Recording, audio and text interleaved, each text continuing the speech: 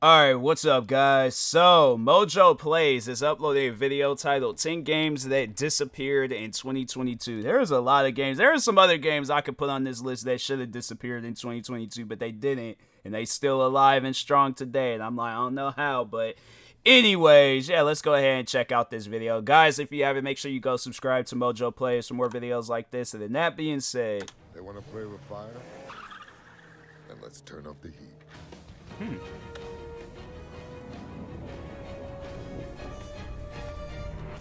Welcome to Mojo Plays, and today we're taking a look at 10 games that got delisted in 2022.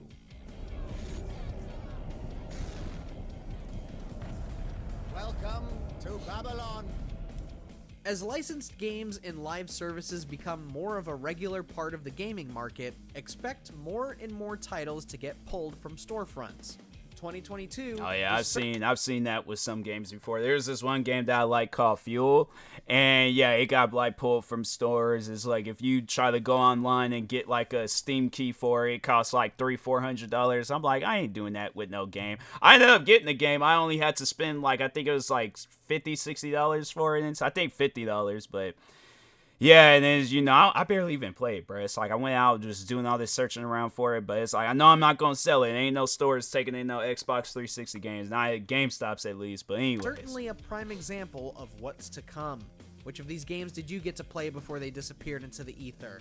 Press F to pay your respects to these games down in the comments. Before we begin, we publish new content all week long, so be sure to subscribe and ring the Yeah, bell they to get do. notified about They our latest honestly do, videos. because they got another one, I think, where they talk on Hyperscape. movies. I feel like I remember this game. When Ubisoft launched their own Battle Royale in 2020, we were just as dumbfounded as the rest of the gaming community. Why, in the year 2020, are you launching a game that's going to have to compete with Fortnite, Yeah. Apex Legends, and PUBG? The market was already swallowed by those three titles alone. It just looks like Apex, but without Apex. Like, that's what it honestly looked like. Hyperscape wound up suffering a fate similar to the dozens upon dozens of other battle royales out there. Everyone already found one they liked, and they all had unique art styles, gameplay, and total support. Hyperscape was generic and did nothing to distinguish itself from its competitors, thus hurling itself into the abyss when it shut down back in April. Dang. Wow. I mean, hey, you know. Yeah, it just looks like Apex, but just Overwatch. without Apex. Well, yeah, because alright, so me personally, I don't feel like this game really did disappear because I feel like they just kind of changed up the color a little bit, and then they just slapped the 2 in front of it. But I feel like that this game didn't really disappear. I was like, Rest in pieces. Overwatch. Blizzard Entertainment's online FPS was a massive hit for a time, but had fallen by the wayside in the last couple years after Blizzard announced they were done adding new content to the game. Fast forward to October 2022, when Blizzard launched Overwatch 2. To make sure the entire player base jumped over, Blizzard went and pulled the plug on the original Overwatch the day before its sequel went live. I wonder if there's any videos out there, because I remember there was this one game called, I think it was like Need for Speed World, and there is this one video. It's sad like watching it, even though I didn't really play the game, but it's like when you see the final servers shut down. I think they even did that with Grand Theft Auto 5 for the Xbox 360 and PlayStation 3 version. And yeah, it's sad. So I like, they got any videos out there like that where it's just people, they ain't even killing each other, they just, you know, enjoying the final few moments. I'm like, man, those videos is heartbreaking, bro. Regardless of how you feel about the new game, whether you prefer the 6v6 gameplay or the loot box mechanics, Overwatch 2 is now the only option you have. You have basically been bullied into playing the new iteration. Yeah, so it's like, it ain't, like, really, technically it's not, it's gone, but at the same time, it ain't really Next City gone. Brawl. I never heard of this game. For as small as it was compared to most multiplayer games, and most fighting games for that matter, Override managed to amass a modest enough player base to justify a few downloadable characters despite middling reviews.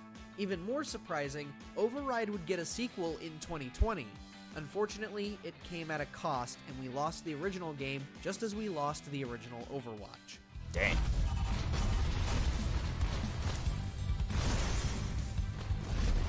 Hey, Though look cool though. developer Modus Games announced the game's removal on September 29th, no specific reason was given as to why it was happening.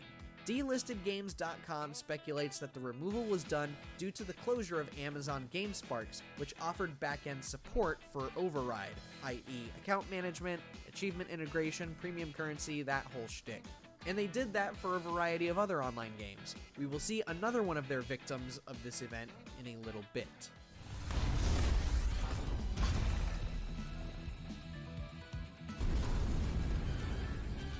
Fast and Furious Crossroads. Let me know what you find when you get there. Where will you be? I need to go check on our boy. With Fast and Furious being more successful than ever, one would anticipate the franchise would be ripe for some solid video games. Alas, Crossroads was one of the worst games in recent years. So much so that we even put it on our list of worst games of 2020 over on Watch Mojo. I've played it myself. It sucks. Horrible game. If you're gonna do this, I mean, it looks decent. Oh no, never. No, never mind. Never mind. They look like a mobile handled game. like frozen blocks of grease. The story was a miserable experience with its awful writing and pacing, and it was just loaded with various bugs and glitches. There would be times where a car would just fly across the screen for no reason. Clearly, the game performed about as poorly commercially as it did critically, and publisher Bandai Namco Entertainment put Crossroads out of its misery. As of April 2022, you can no longer purchase the game on digital storefronts. Wow. What's going on? Why do I feel like I just missed something important? Super Bomberman R Online.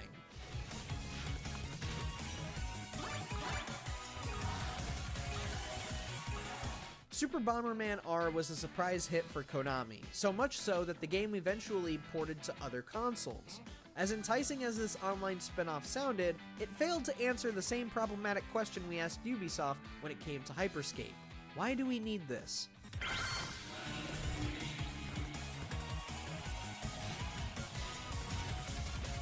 Mind you, Bomberman has offered up fun multiplayer experiences before, but those expecting this to last for more than a couple years were sorely mistaken. Konami did not offer much support for this battle royale after launch, and it ultimately led never to heard a of this game non-existent either. player base. Doesn't help. It looked cool though. that It looked Ark- like one of those like classic like games that that comes installed on your PC like pinball or solitaire or Online something. spent its first year as a Stadia exclusive before going multi-platform almost a year later. The fuses fizzled out on December 1st, 2022.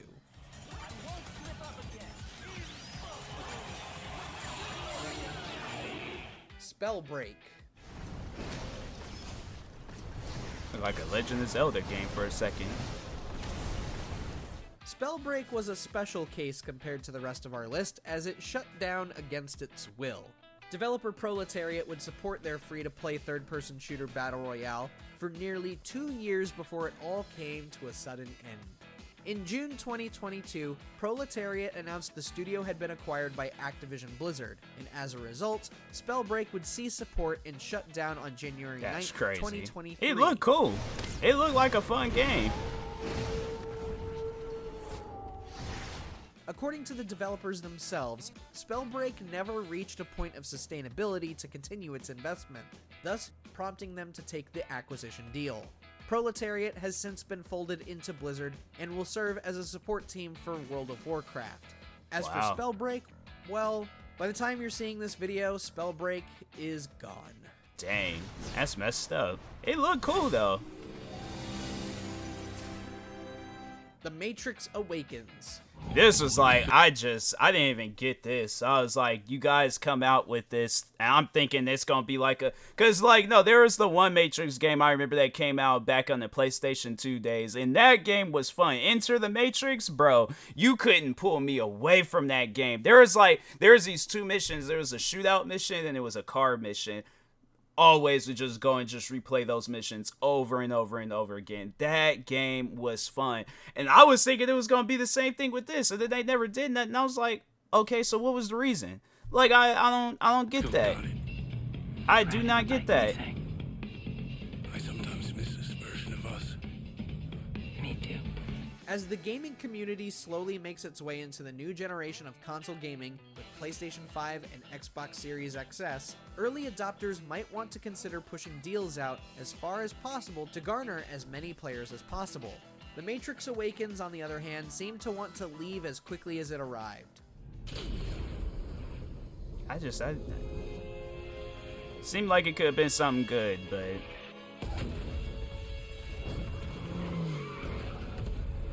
it's like y'all came out with a demo for Unreal Engine 5 and its capabilities on PlayStation 5 and Series XS. The Matrix Awakens was an excellent experience with its set pieces, action, and visuals. For some reason, Epic Games seemed to be in a hurry to get rid of the demo, giving players only 7 months to play it, even announcing the delisting on the day of its launch.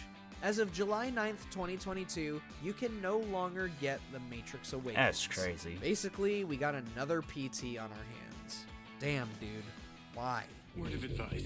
Agents are bad.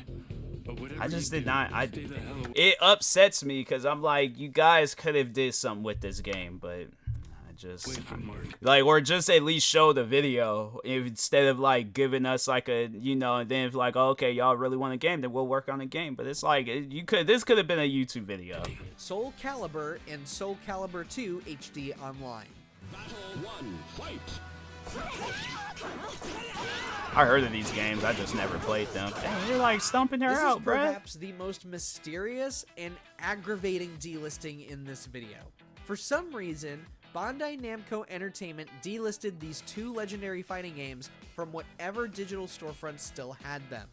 No announcements were made, no notices were given to fans. Soul Calibur got delisted in Japan and North America back in February, while Soul Calibur 2 HD Online was delisted in North America on April 1st, 2022. That's with crazy. its Xbox One port delisted nearly 2 They're probably months like, oh, well, if you don't have the game, then yeah, you ain't gonna ever play it. later.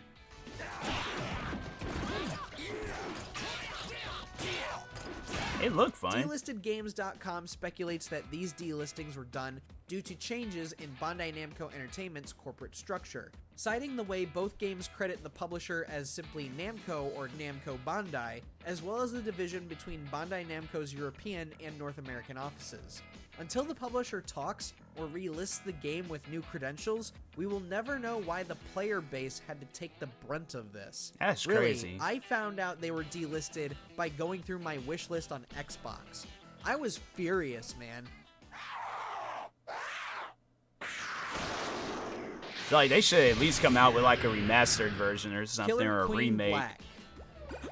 I never heard of this game.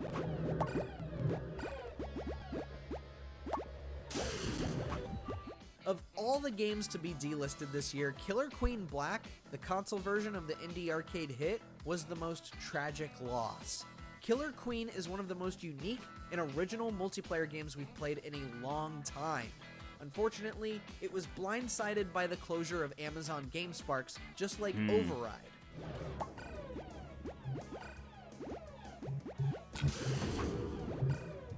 In October 2022, Liquid Bit LLC, the developer of these console ports, announced that Killer Queen Black had been removed from sale and would have its servers pulled on November 30th, 2022.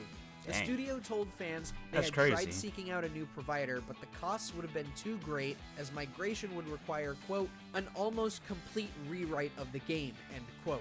At the time of this video, you can seemingly still buy physical copies for the Switch version from the Killer Queen website.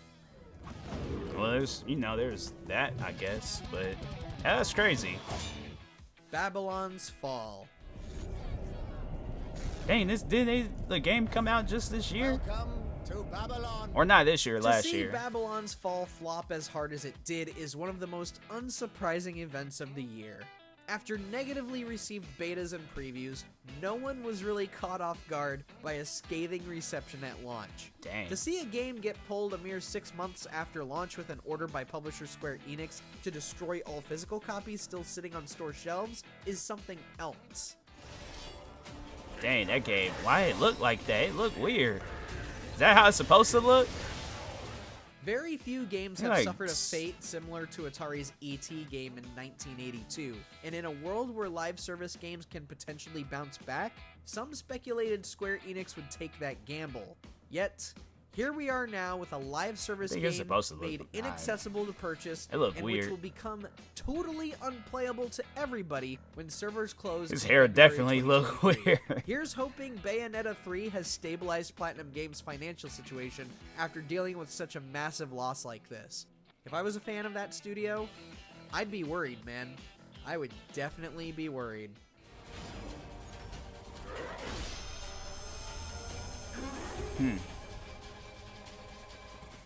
Is that Thanks it? for watching. If you enjoyed the video, there's more where that came from. Bully was a good game. That game was hilarious. But anyways, yeah, man, like it's, you know, it's crazy. Like that Matrix one by far though, it's like that was the one game where it's like I don't even care if the game like leaving the stores and stuff. I'm like, I just wish that they would have did something with that game and, you know, turned it into something, because it just don't make no sense to me. It's like you guys come out with the demo but you don't come out with a game.